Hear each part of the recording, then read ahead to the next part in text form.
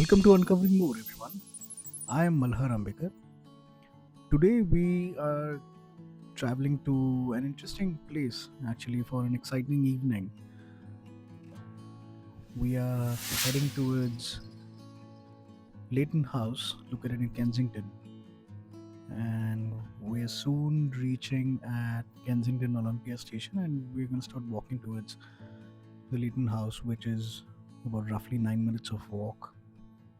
And it's a bright sunny afternoon, anyway, so it's quite a pleasant walk, I'd say.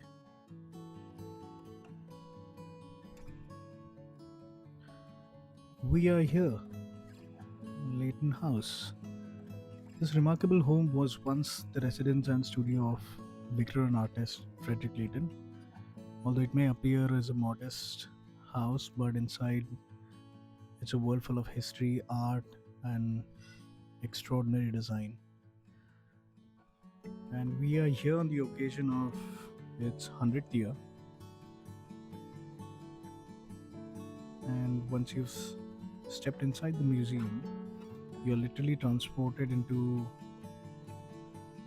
the Victorian era, wherein you'd see Leighton's artistic vision combining Victorian elegance with its influences from across Europe, Middle East, and beyond as well.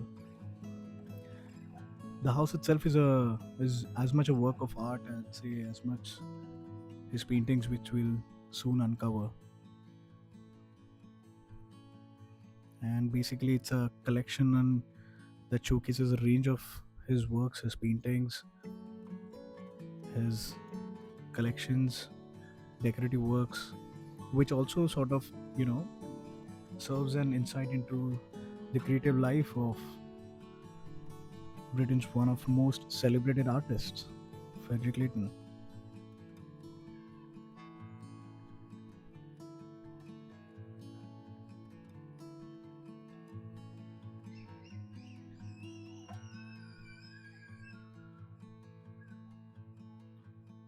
Many of these works reveal Victorian fascination with mythology, history, classical beauty, themes that frequently appear in Leighton's paintings as we keep seeing them throughout the house. And the room, especially, the rooms have been so carefully preserved and arranged to reflect the atmosphere of the late 19th century, allowing visitors to experience the house much as guests would have done during Leighton's lifetime.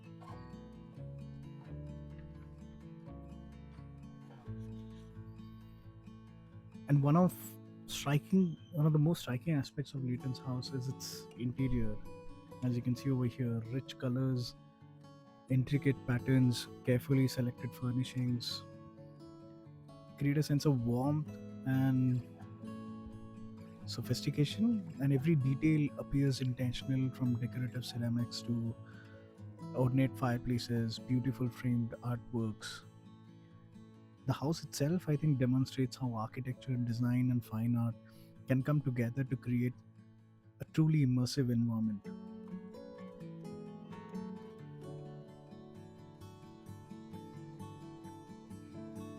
Every corner has something new to discover, truly.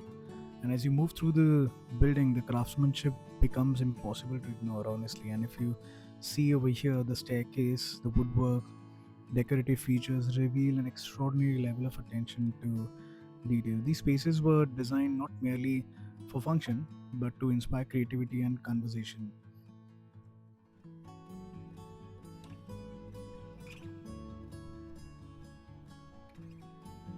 And even if when you're walking up through the staircase, you'd see these gorgeous paintings hung on the side walls. So even that walk is quite pleasant when you're walking up.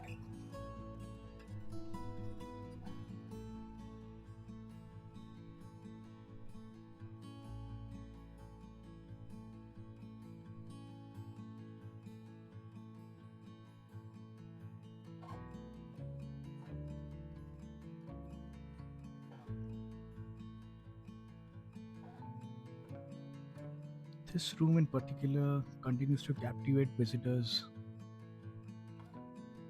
even more than a century after it was created. And you'd see how different cultures and appreciation for different artistic traditions have created or sort of had that influence on Frederic Leighton, reflected in his house. We are here in the studio, and it's it's a space where so much of his creative work came to life, and you'd see some of his absolutely masterworks in this particular space.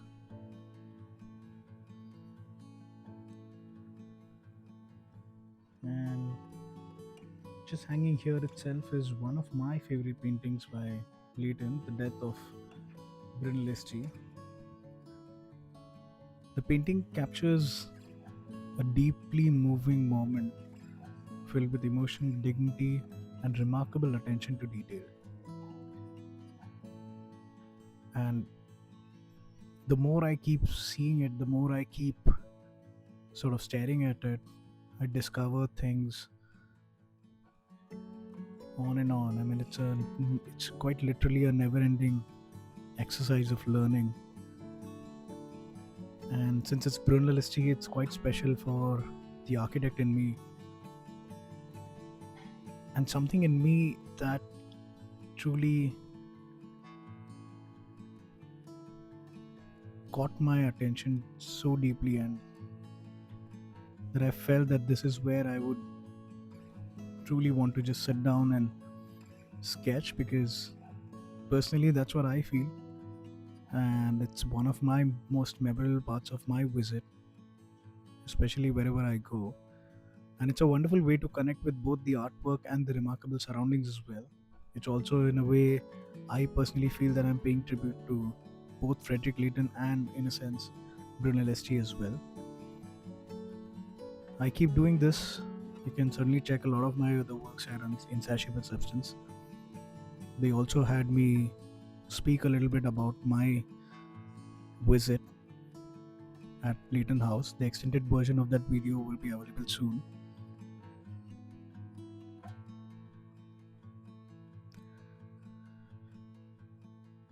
Exploring a place like Leighton House truly encourages you to slow down and look more carefully.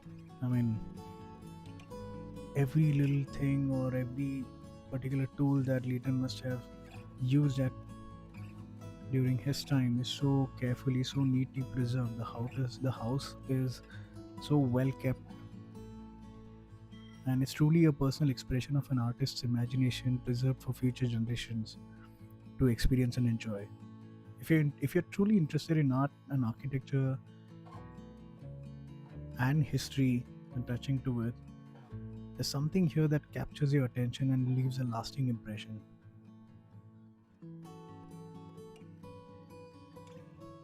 Even these little beautiful corners, and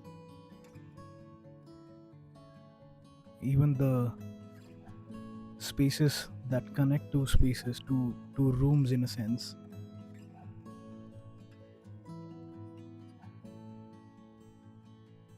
It's a place that beautifully combines art, architecture, and personal expression, offering a unique glimpse into the life and work of Frederick Leighton. There's a beautiful garden at the backside, and we're just gonna walk down by the staircase over here, which is a spiral one. But it's a quite an interesting one, because you see on the right side, I've got this very interesting wall which is so beautifully lit.